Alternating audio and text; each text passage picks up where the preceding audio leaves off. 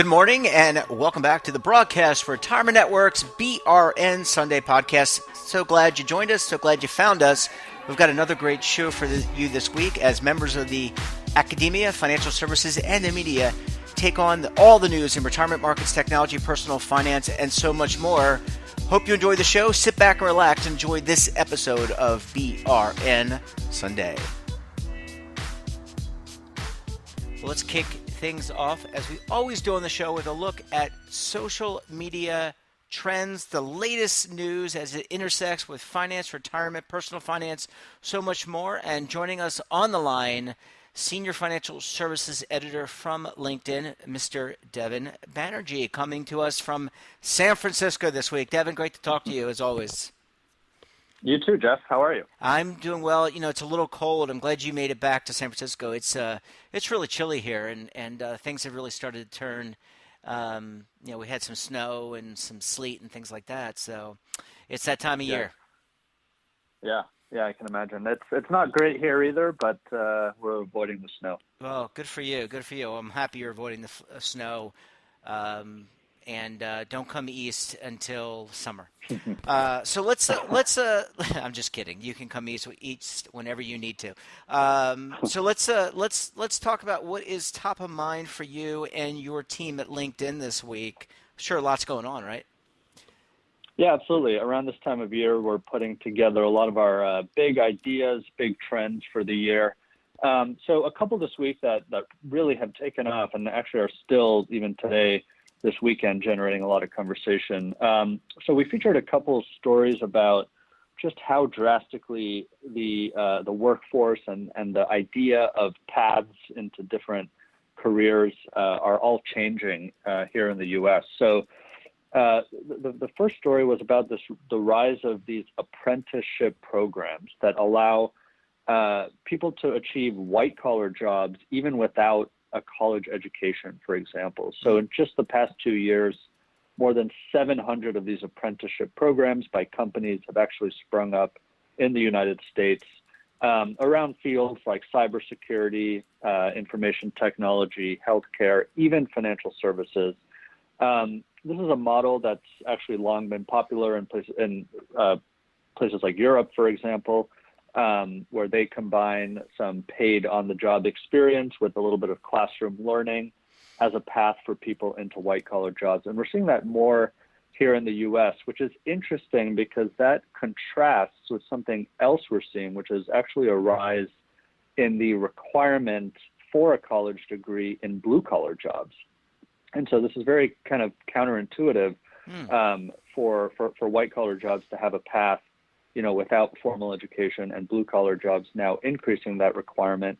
The reason that shift is happening in the blue-collar workforce is really because of automation, which we've talked about a lot, Jeff, over the past few years.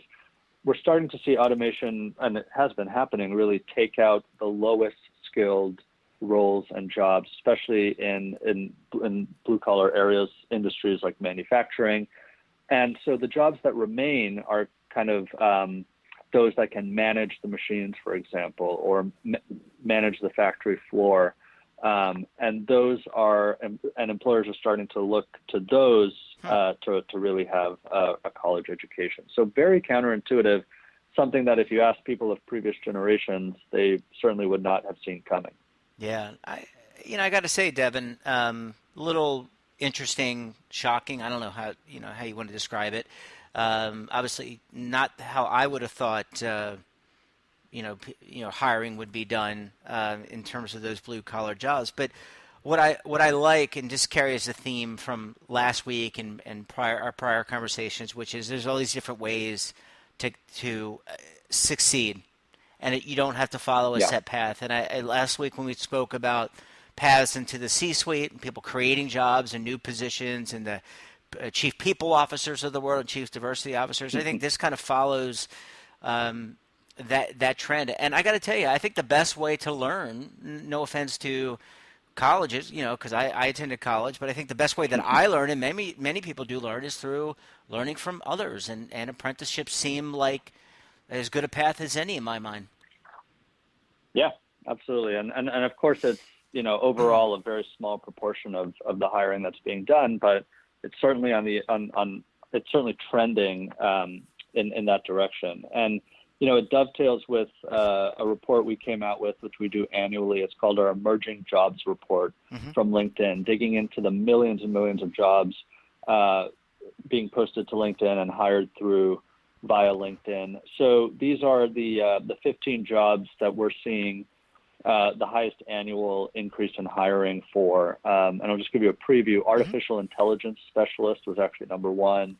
Robotics engineers at number two. Data scientists with a huge 40% annual growth at number three. Wow. And so you can check out the full list, but it's a lot of very, I wouldn't say niche, but very specific skills. And to your point, those skills today can be learned in many different ways. It could be an educational program, it could be a school, but it could also be an apprenticeship, it could be online self-taught training and programs like that. And so it's this whole idea of paths into the workplace is radically changing. And I think those of us here at LinkedIn are going to be focusing a lot more on that going forward. And relatedly, we actually featured a story about another very traditional career, which is teaching, really suffering a pretty steep decline. So in this past decade, now that this decade is ending, there's a lot of this research coming out. The volume of people enrolling in those required teacher training programs has dropped by a third in this past decade. That's Wow. That's some data from the Center for American Progress.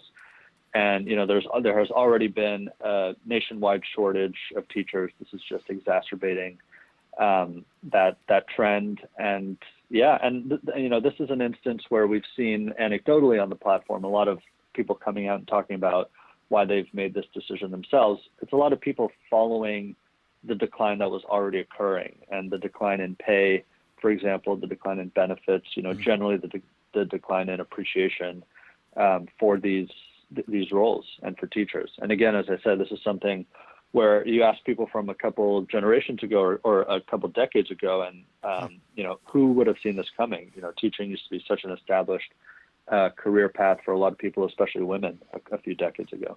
Yeah, it's obviously disappointing, scary. I don't know. I mean, there's a lot of different words that I can use to describe that. I mean, in talking on the program, on the podcast, and in the network around, we just had a conversation with Gerald Young from the Center for State and Local Government, and we actually talked about the importance of benefits and pensions in particular to hiring employees, hiring teachers in K through 12 education. And a lot of what I've been learning through these conversations is that a lot of people who even go into teaching, they don't stay into it in it for a whole career. They may do it for 5 years and move on to something else.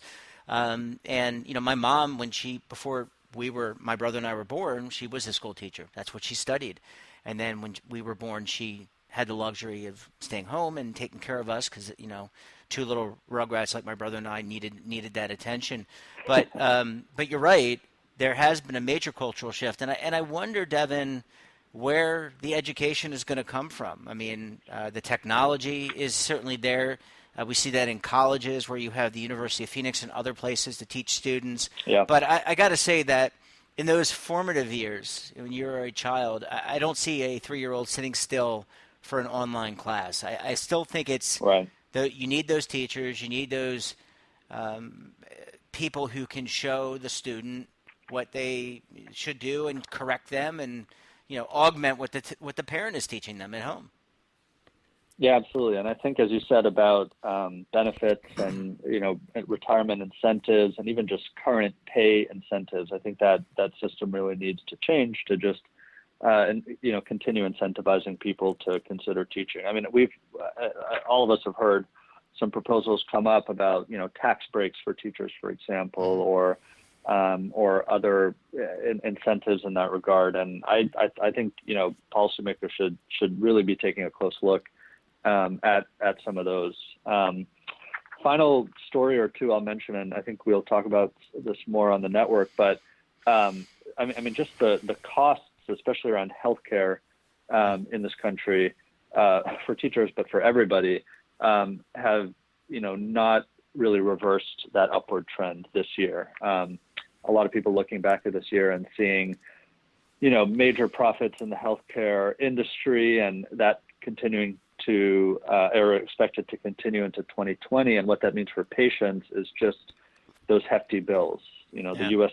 spent 3.6 trillion this past year on healthcare, which I believe is a record. Household spending on healthcare surpassed 1 trillion for the first time. And look, I mean, we all know this. The U.S. is spending, the highest share on healthcare basically in the world among developed countries, allocating about 17% of GDP to medical bills. The average is about 8.8%. So, that is really, that affects everyone, especially those not earning enough, like teachers, like we mentioned. So this is going to be, something we're talking about for a long time going forward. I agree. I mean, there's a lot of things, usually you are the optimist, Devin, but there's a lot of things you're bringing up that societally have to deal with. Healthcare, we've got a lot of extra waste and other things into the healthcare system. We've got people who are unhealthy. I would say that, as a whole, in the aggregate, Americans are not the most, our diet is not the best. Not everyone exercises. There's a focus on work. Right. I mean, we know those things, and it precipitates and leads to disease and can shorten lifespans, and that can help raise the cost of healthcare. And then you've got these administrative challenges that go on between the patient, the insurance company, and the healthcare provider, and all those things have to be kind of worked out. And look, these organizations don't, it's not. They don't want to cannibalize their own lines of business, and I think there's some changes. Right. There are challenges in terms of revolutionizing industries, but clearly something needs to be done in a lot of ways with healthcare, and then education, and then the other thing that you and I always talk about are wages and how wages have been flattened. Yep. And that's not just over the last year; that's in the last 2 decades where we haven't seen the wage growth. So I think we've got a lot of headwinds. We got a lot of good positives, and I think we need to end on a positive note. But we've got a lot of great things in this country, a lot of freedoms. At the same time, these are some headwinds that I think we need to work through. My opinion. Yeah, certainly, and we'll talk about this on the network tomorrow. But we've put out our annual list of the 20 big ideas. It's a lot of these topics that you and I talk about weekly, but put together by my entire global team, the entire editorial team here at LinkedIn. Based on all the interviews and conversations and trends that we see.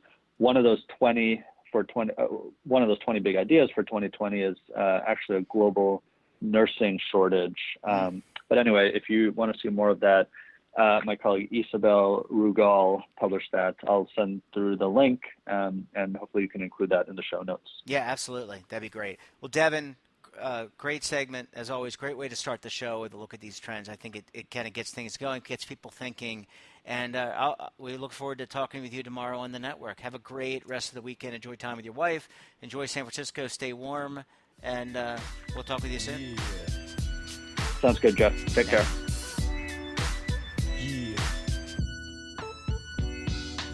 Let's shift gears, talk a little technology, but like we always do. And joining me on the line, Senior Technology and Consumer Products Reporter with the Motley Fool, Daniel Klein. Hi, Dan. How are you? I'm good. How are you, Jeff? Very cold. It's 26 degrees as we're recording this, Dan, and I really envy you in Florida. Hey, I spent Monday in North Carolina. It was 48. I was a little miserable. Do you even have a winter jacket?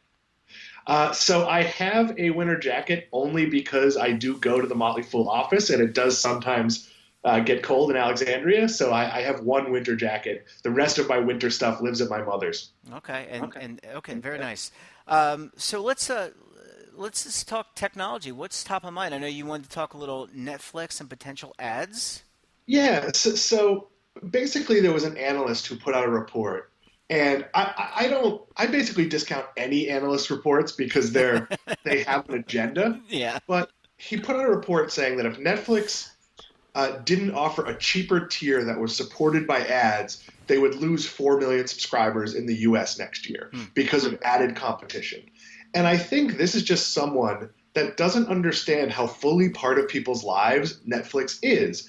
And it's become sort of a basic table stakes that everyone has it. So the idea that people are going to go, oh, now I can get Disney Plus, now I can get Peacock from NBC, I'm going to get rid of Netflix. I think it underestimates the huge volume of content that Netflix has and how engaged people are with certain shows, with comedians who do specials there. It just isn't going to happen. I mean, yes, they're topping out in the US in that they're only going to add a couple of million people in the US as subscribers this year. But the idea that people are going to leave in droves, there's been a lot of studies that say that's not the case. Mm-hmm. Now, that said, I am in favor of Netflix considering an ad-supported tier where you could pay a little bit less and get and watch some ads as long as they're well-targeted ads. I think about it like when you go to the movies, it's annoying when they show you an ad for a car, but it's not annoying when they show you previews of coming attractions for movies that you might want to see. Let me ask you a question, Dan. Before we get into the major issue of Netflix and the tier issue, can you just going back to the analyst conversation? I think that'd be very interesting for our audience to hear. When an analyst is coming up with these numbers and this idea, and you said people could, they indicated that people could leave in droves. How do they form that? I mean, what data are they using to even begin to formulate that? Is it as like me saying, I think Netflix content is great and I think people are going to leave? Is it the same kind of logic? I'm just curious. So obviously, many of these companies have big research departments, and they are making educated guesses as to how they rate stocks, buy, sell, hold, whatever it is. In this case, I think there is a class of analysts who part of their business model is getting on TV and getting talked about. And if I wanted to get attention, I could put out an article saying, I don't know, Disney Plus is going to be a huge failure and Disney's going to end up closing it in 6 months. And if that sounds credible and I have a credible company behind me, then maybe I'll get on TV, I'll get on CNBC, and I'll be the guy that made that prediction. And it's kind of like football predictions. People remember the ones you get right more so than the ones you get wrong. So if you're throwing a lot of wild stuff out there, but then a year later you can market yourself as the guy who knew 3D TV was going to fail or whatever prediction you made that actually hit, it's a marketing thing, it's a branding thing. It's not always something rooted in honesty. And I'm not saying that this particular analyst with Netflix isn't telling you what he actually believes. I'm saying that there are analysts who are specifically having a hot take because it's good for business. And Dan, just for the record, you predicted that beta would not be the format and VHS would be the format, right? I think that was you. I think those things predate my days of prediction. But look, I've gotten some things spectacularly wrong. I did, and I was vilified on Twitter for this. When the first Guardians of the Galaxy movie came out, I did a numerical analysis of every Marvel movie, and I said it's going to do about as well as Captain America. And I made the logic for it, and that came out to whatever, 450 million. And I said maybe it'll do a little worse because nobody knows these characters. And when I wrote it, people hated it and said I was wrong. And then I spent 2 days on Twitter just retweeting every person who told me what an idiot I was when it came out and did $1 billion. But I was being honest. I had numbers behind me. I had a lot of history. I was just wrong, and it happens. Yeah, people don't get it right. So let's go back to the real issue at hand. Netflix, obviously a very successful platform. We've talked about it here. We've talked about it on the program. And I personally wouldn't mind ads. It doesn't bother me. I mean, I use Crackle. I use what's the other one that's like Crackle? I use some of these other ad supported clicks. Yeah, it doesn't bother me to have an ad. I'm used to it. I do pay for the premium YouTube so that I can stream music and things like that. So I don't get ads on that. But I personally, and I think a lot of people, Dan, would not be averse to having ads on their streaming. I think it's how an ad is delivered. I would not mind if before an episode I had to watch a minute of ads that are well targeted to the content I'm watching. Yeah. If I'm watching something about cooking, maybe there's an ad, related to cooking. If I'm watching a murder mystery, maybe there's an ad for knives. I don't know, exactly how you target it. What I don't want is, I think Crackle still does this, you're like a quarter way through the movie and you have to watch an ad in the middle of it. I'm perfectly happy to give you my time and sit through the ad before something plays, but once something plays, I don't want you to take me out of that experience. That makes sense. And I also am now I am averse to. There are sometimes in the middle of a piece I'm watching where there's like not 90 seconds, like 300 and 60 seconds, Dan, of I've got to wait like 4 minutes to watch and I've already forgotten what the show's about when that happens, because I'm watching like something about a Honda, something about something that may not even be related to anything I'm going to buy, Yeah, and and I have a problem with that. I think the ads lose effectiveness. I would rather see it more be like when on a network, a company buys out a broadcast. So maybe you're watching a movie and it has limited commercial interruption because it's brought to you by Audi. And all the ads are for Audi. They're saying that it's brought to you, and you're getting your point across well.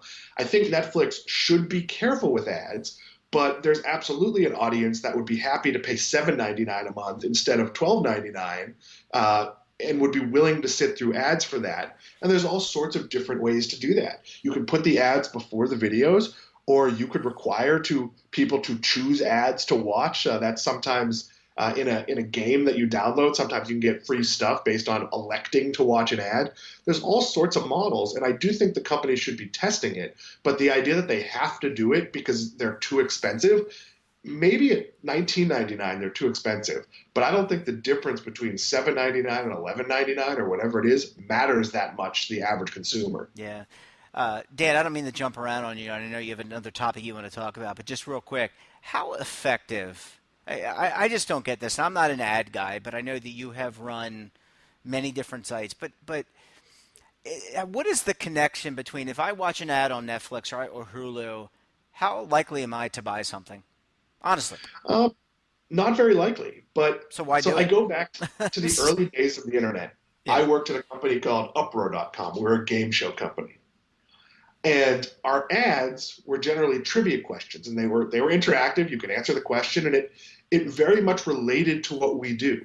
So I think a lot of advertisers, part of it is just to remind you that it exists, and it's kind of just vague and hard to measure. But if you don't know that the new Star Wars movie is coming out and you see a commercial for the new Star Wars movie, that probably drives action.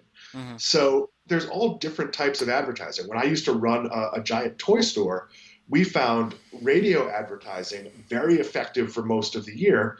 And during the Christmas season, television advertising. We had a huge selection of models. So if we were on the History Channel, we might have an ad that was all about our selection of model tanks and model military vehicles. And so you'd be speaking directly to an audience that they want what you have. Yeah. We were not in a great location, so they may not have known where we were or who we were, or maybe they'd been there 2 years ago and loved it but forgot about us. So very targeted advertising works. And look, there's a lot of ads where clearly the point of insurance company advertising is to be super annoying. So you remember, like Flo or the Aflac duck. These aren't clever. These are annoying, and that obviously works.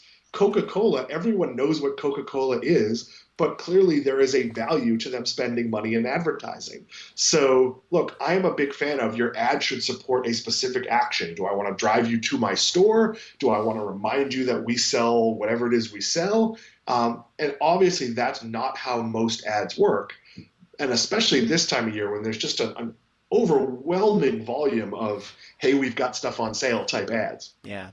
Well, Dan, I didn't mean to hijack your segment. What else is top of mind? We've got another couple of minutes left. So what else is top of mind for you? Yeah, so one of the stories we saw today is that YouTube is tightening up its standards on implied threats. So one of the biggest challenges, and I wrote a story about Twitter today, which has a similar issue, Hmm.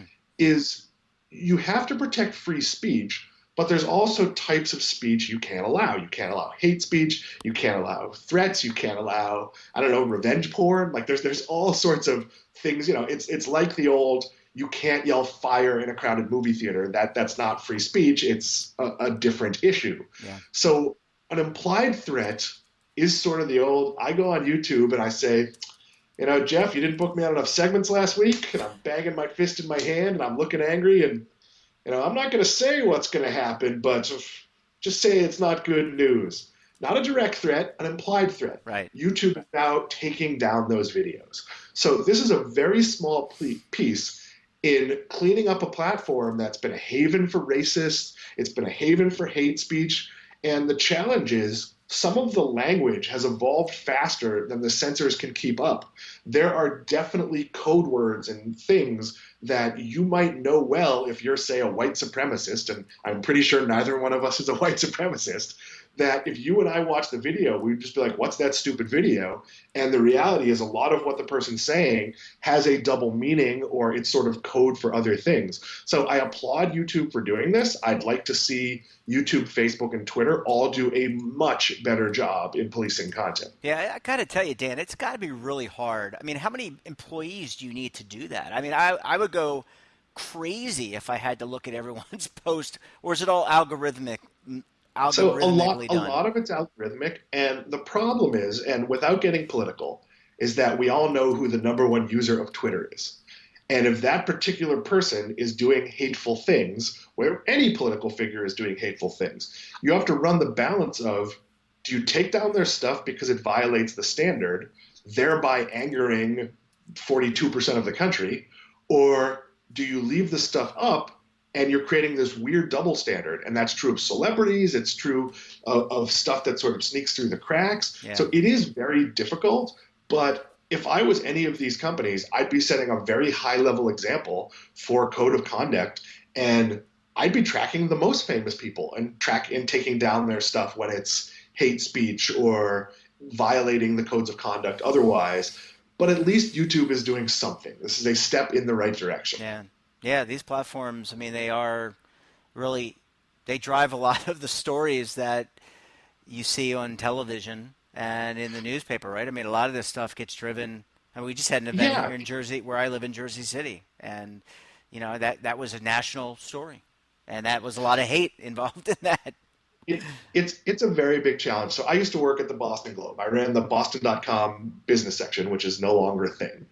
And people could comment on our stories. Hmm. And because the Globe has a perceived liberal bias, almost any story that got a lot of comments would eventually downgrade Yeah. or derail into a political discourse. So you would post Dunkin' Donuts offers new flavor, and it literally that innocuous a story, and about 50 comments in would just be like, "Oh, you liberals and your donuts," and it would get into some like crazy. It was very hard to police and very hard to monitor, and that was a site where we were only publishing a few new pieces of content each day, and you might get thousands of comments, and most of them were great, but some of them would just be like, hey, I know you from another chain, and here's this terrible thing. And it's very hard to control, but very specifically, YouTube, Twitter, and Facebook have all ignored things that they know are wrong. Yeah, I got to say, I never read the comments. I really don't care what other people think per se. And it's easy to write comments when you're sitting in your house and you really have to be stand up for what you're saying. I think people act very differently online, Dan, that if you and I were together, probably wouldn't say certain things that you might type to each other. You know what I mean? And so I stay away from that stuff. I think it's true and it's not true. So in my newspaper editor days, I ran newspapers in Bristol, Connecticut and New Britain, Connecticut, and the surrounding communities.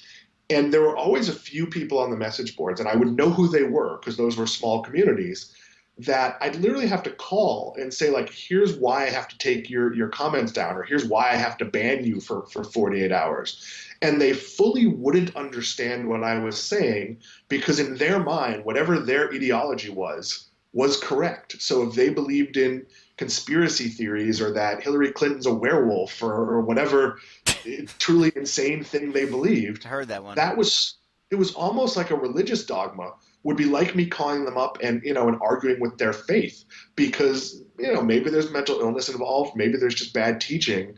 And there were definitely people who you'd have to kick off the platform who were otherwise engaged members of the community, but they held views that they could not express in an appropriate way. So I understand the challenge, but you want to create relatively safe communities. Yeah. It is hard to have a political debate on social media, but it's possible. I have a close friend that we joke, we don't agree on anything, but give us a couple of beers and an hour in the pool and we'll solve all the political problems because we're friends and we can compromise. Yeah. And that's clearly not what's happening on Twitter, Facebook, YouTube right Yeah. now. Yeah.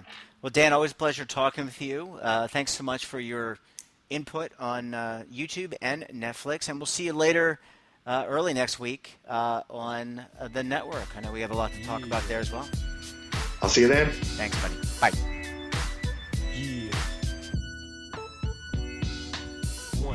Welcome back. Now we're going to shift gears, talk a little real estate, and who better to do that but Jacob Passy. He's the real estate reporter with Market Watch. Hi, Jacob. How are you? I'm doing great. Yourself? Cold. I'll just say I'm cold. Yes. I hate this weather. How was your week? My week's been busy but good. Lots of kind of year-end type stuff going on, both in personal life and in at work. So busy week, but good. Good for you. So let's jump right in. Let's talk a little real estate. What was top of mind for you and the team this week as you're looking around the country, around the world, and real estate? Yeah.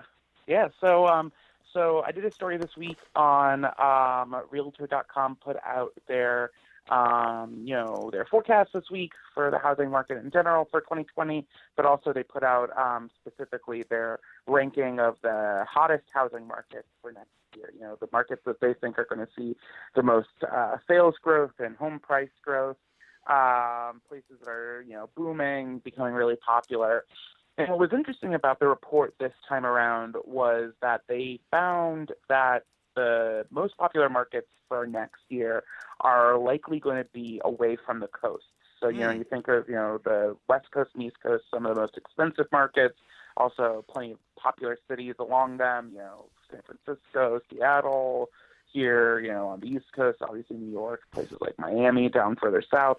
But what they found were that most of the popular cities next year are, far from the coast for the most part. So the number one hottest market that they identified for 2020 is actually in Boise, Idaho, which I've done a little bit of coverage of and I'm hoping to do more about. But, Boise is kind of this interesting city because it's the capital of Idaho, has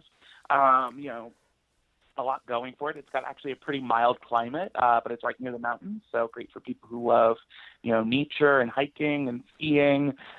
There's some huge employers out there. HP is based out there, as is Micron, who create software and chips. Yep. And what's made it really popular as a housing market is it's kind of an ideal location for Californians. So there's been this massive influx in the recent years of people from especially the San Francisco Bay Area and Silicon Valley to Boise, which kind of makes sense. It's a very similar climate, has tech companies out there, et cetera, like I just mentioned. Also, it's such a short flight from California that for folks who, a lot of folks I know who moved out there, who I've been speaking with over recent months, still work for tech companies based in San Francisco, but, remote work is so easy these days and is such a short flight, so it's become really convenient. So because of all that, home prices there have been skyrocketing. There was a report last month that showed that from between November 2018 and November 2019, home prices in Boise had gone up 11%, wow, which is staggering. And that is expected to continue. It's only, it's one of those things. I feel like, once certain subset of people start flocking to a city, then more and more comes. So Boise, economists have predicted that Boise will see its population grow by almost double by 2025. So that's a huge market. But some of the other markets that were on the list of top markets were McAllen, Texas, which is a border town near the Mexico border in Texas, further down south. They've also got a booming economy, but also being located near the border has its advantages, lots of cross-border trade, things like that. And then Tucson, Arizona is another place. And Tucson's also kind of emblematic of some of the other trends that Realtor.com pointed out. So first of all, a lot of retirement destinations are becoming increasingly booming. As we've discussed, before, lots of baby boomers flocking to certain parts of the country.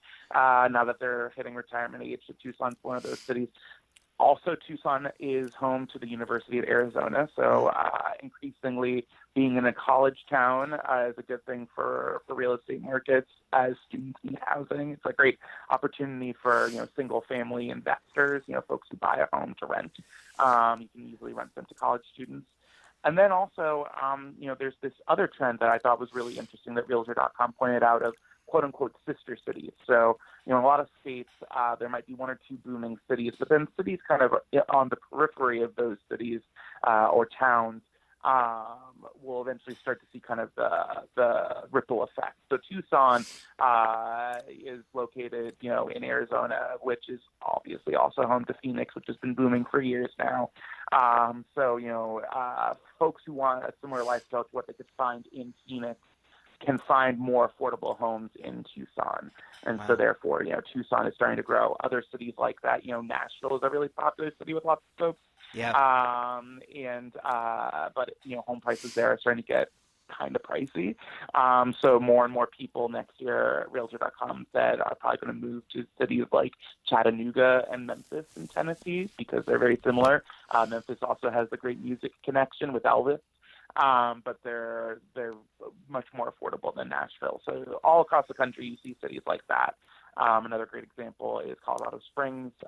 Is really popular with a similar subset of folks who would otherwise move to Denver, and Denver is now one of the most expensive cities to live in the country. So really interesting stuff, and something to keep an eye out on. If you're looking to buy or sell, it's good to know kind of where your local market shakes out in the scheme of things. Jacob, is this a sign that could this help cool off some of those really hot real estate markets that you've talked about on the program before? Silicon Valley, in and around New York City. I mean, these big typical hubs, and we often talk about Silicon Valley, how it's white hot in terms of the price of real estate. By relocating people or people relocating to Boise or some of these the Texas border town that you mentioned, or Nashville or Memphis, does that kind of cool off those other areas of the country? It does to an extent. That there is this ongoing trend of people leaving California just because it's gotten to be so expensive pretty much all throughout the entire state. Even places like Sacramento, further down south, obviously LA, San Diego, all those areas are really expensive now, from a historical perspective especially. So it does help cool things off. Now, that does not necessarily mean that prices will drop. Now, in some parts of the country, in some of these markets, prices may drop, which would, alleviate things to some extent. But more likely it'll just slow the rate of home price appreciation, slow the pace of it. Home price growth will continue, but won't continue at the breakneck pace it had been for years. One thing to keep in mind, though, is if prices start to drop, it kind of there's kind of a bounce back effect where when prices drop, then suddenly there's a whole subset of people who are like, oh, well, now we can actually afford to live here. And so then they buy things up, and then prices go back up again. Kind of an interesting kind of economic psychology thing going there. So that's something to keep in mind is if prices are dropping in a market that was once extremely expensive and that has been seeing some of these trends going on for a while now.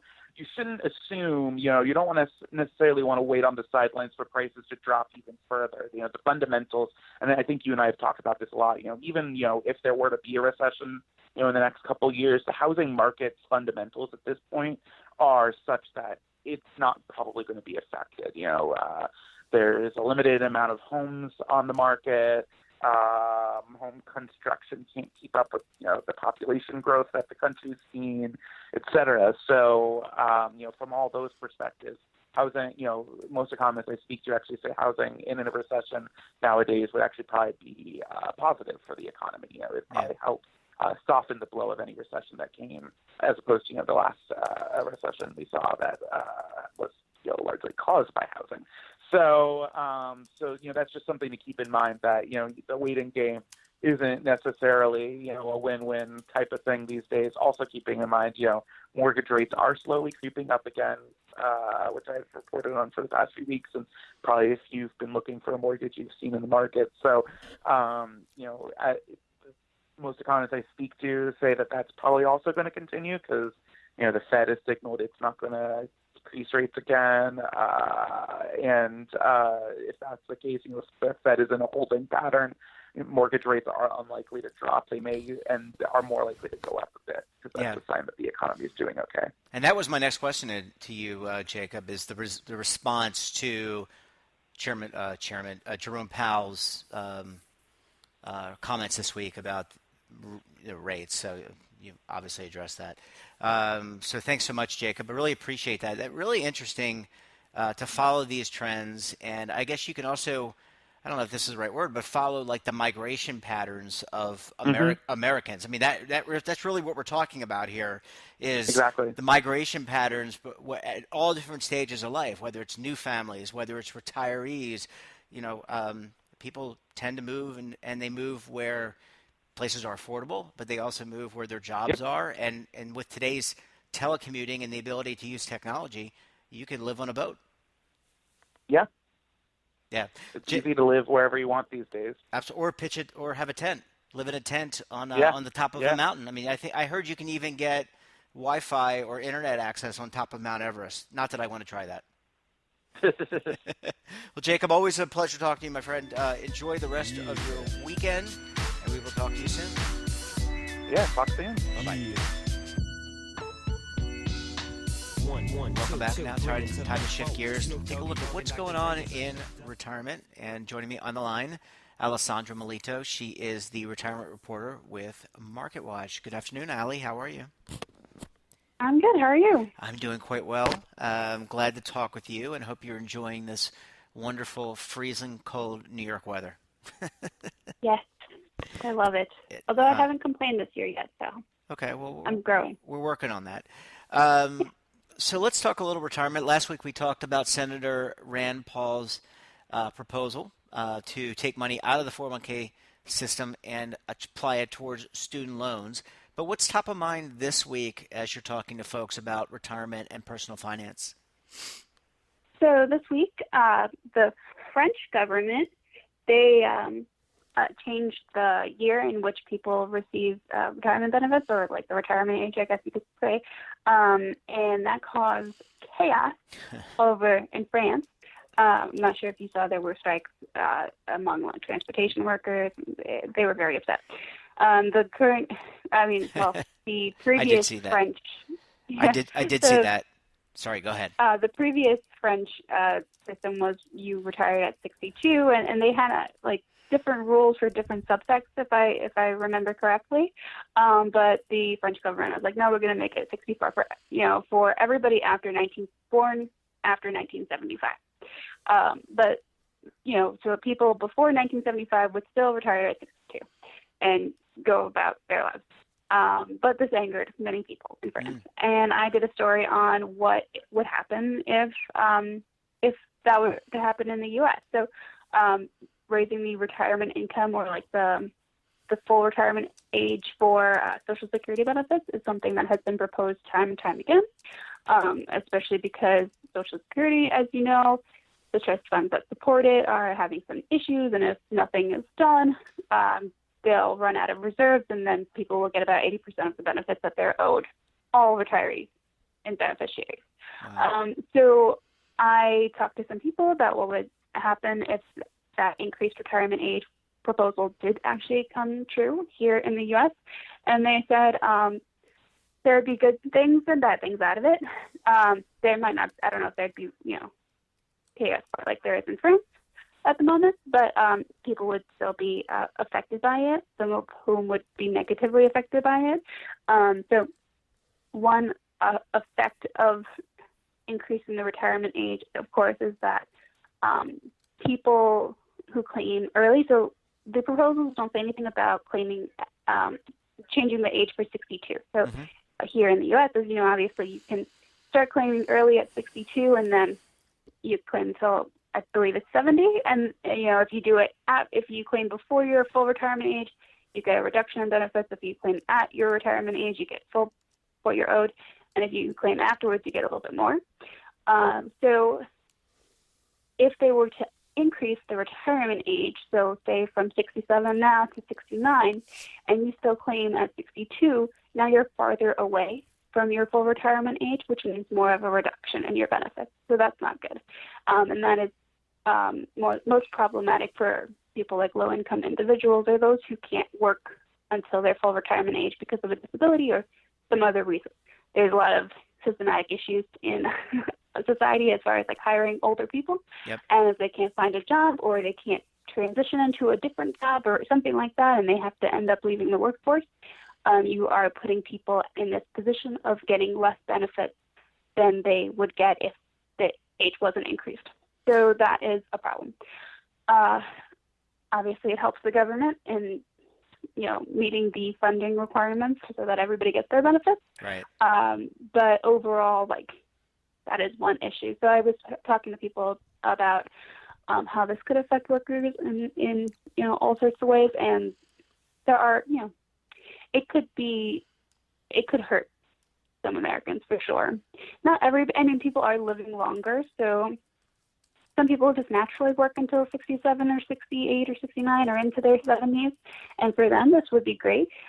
There's been some research that shows that when the full retirement age increases, sometimes people will, go to meet it because it's kind of like a suggestion, like, oh, I should work until I'm 67. And because life expectancies are longer and people are more active later on in their lives than they were maybe 3 decades ago, it's great for those people. But it is not great for everybody. Now, let me ask you a question, Allie. Obviously, I have been kind of following along what's going on in France. They've had a lot of strikes. Question number one: in the people that you spoke with, do you think the reaction to the increase, a potential increase, would be similar in that you'd have mass protests in the streets and people upset? And then number two, a lot of times with pension plans, public pension plans in particular, you have different classes for different employees. So like newer employees would be put in a different tier than existing employees. Could that be a possible solution? So for example, you talked about the possible increase in the retirement age. So could new employees, people entering the workforce, say in 2030, as an example, have a longer retirement age? Would that be a little bit more palatable to, or would that just anyway? So you kind of get my questions. What are your thoughts about that? So the people that I spoke with said that the reaction might not be as strong here as it was in France with all those strikes. But people will obviously be upset whenever you do anything to Social Security. People get upset. That's why politicians don't do anything about Social Security, because it's considered the third rail of politics, and you just don't touch it unless you absolutely have to. And I would argue some people think that they absolutely have to. But anyway, so it will be a sensitive subject no matter what, because this is people's benefits, and for a lot of Americans, Social Security is a lifeline, and they need all of it, all of what they're owed or more. So people will be upset. On the other hand, with your second question, so in France, that's why they did it the way that they did, where if you're born before 1975, nothing changes for you, and if you're born after 1975, you're the one who sees the increased age. I think the one strategy there was to lessen the blow for everybody, because otherwise, imagine if you were born before 1975, you're very close to retirement, and all of a sudden now you're being told you have to work 2 extra years. That's rough. Yeah. And people, that would be hard for them, especially if they are banking on retiring at that specific age for a health reason, or just they're just slowing down or something. Not everybody slows down in your 60s, but some people might want to start taking it a little more easy. So they did it for that particular reason. The U.S. has done that also. The full retirement age has changed here in the U.S. Used to be 65, now it's 67. And everybody in between has it's the month increment, so every 2 months or something like that, depending on your birth year. So I think I mean, I don't know. I'm definitely not a political analyst by any stretch, but they might try to implement something like that just to keep it, keep it moving along and not hurting not upsetting too many people. Right. But this is something that this is a proposal that's been going on for years, and nobody's done anything about it. Yeah. And I'm hoping in 2020 they do, but I don't know. Yeah. I mean, I think you're right. I think this is the thing they keep kicking the can down the road until a new Congress comes in and has to deal with it. But I get the sense just from reading that France is the latest front in this conversation, because it's not just France that's dealing with this. There are other countries in Europe and around the globe that have similar problems: aging workforce, underfunded public pensions, underfunded Social Security type system. And so this is the latest salvo or latest round in those conversations. I just get the sense, and got about 2 minutes left, but want to get your opinion on this. I get the sense that this is not the last time that we're going to be hearing about these issues, both here in the U.S. or abroad. Oh, no. So this is definitely a global issue. A couple of months ago, I had done a series of stories on different countries and how they, approach retirement. And Brazil was a perfect example of having to set a retirement age, because that country didn't have a retirement age. It was a pay-as-you-go system, and people, once you hit the minimum number of credits, then you were able to claim your benefits. And because of so many people, just aging, and just the fact that there had become so many older Brazilians and not enough of the workers, they had to set something in place for retirement age. And of course, that was stressful for a lot of Brazilian workers.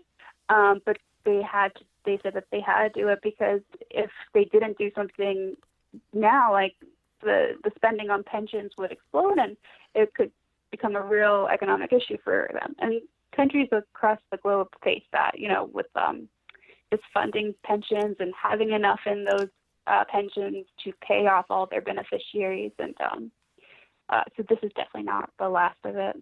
Yeah, I mean, it just seems to me it all comes down to the demographics, and I guess people just we all globally need to be making more babies, because that's the only way that we're going to be able to invert this trough that we're in, right? I mean, in terms of the population, and then if you do the actuarial valuation and you're looking at the number of people contributing versus the people not contributing and taking out, you've got to kind of reverse that. I mean, you got to almost be in a position where you have the so-called baby boomers, right? They were the result of the greatest generation, and now we are kind of we're kind of the reverse of that. So it seems like that at the end of the day, it all boils down to birth rate. So everyone needs to do something this winter. If you're snowed in, I think you can figure out things to do to increase the actuarial funding levels for many of these plans.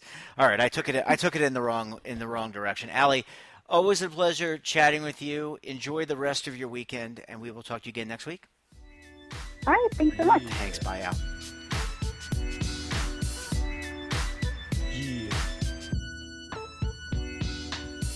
Welcome back, and now we're going to tie things up in a nice bow by talking to our friends, the Legal Eagles, and, well, maybe one Eagle. And joining me on the line, Kevin Walsh. He's a principal with Groom Law. Hi, Kevin. How are you? Good, Jeff. It's always good to be on the show. It's always great to talk with you. So I know that you are off at a personal event, but you thought it very important to step out and talk to us about what is going on at Capitol Hill. And I think you wanted to talk about the Secure Act. Yeah, so this week, I know we've been pessimistic on the odds of Secure Act passage, and I'm hoping that by the time this airs that there's some public optimism. But what we've begun to hear this week is that there's a real possibility that in the year-end spending bill and tax extenders, that the Secure Act could be included. And that would be great news, because if this train leaves the station without the Secure Act, the odds of passage really drop a lot.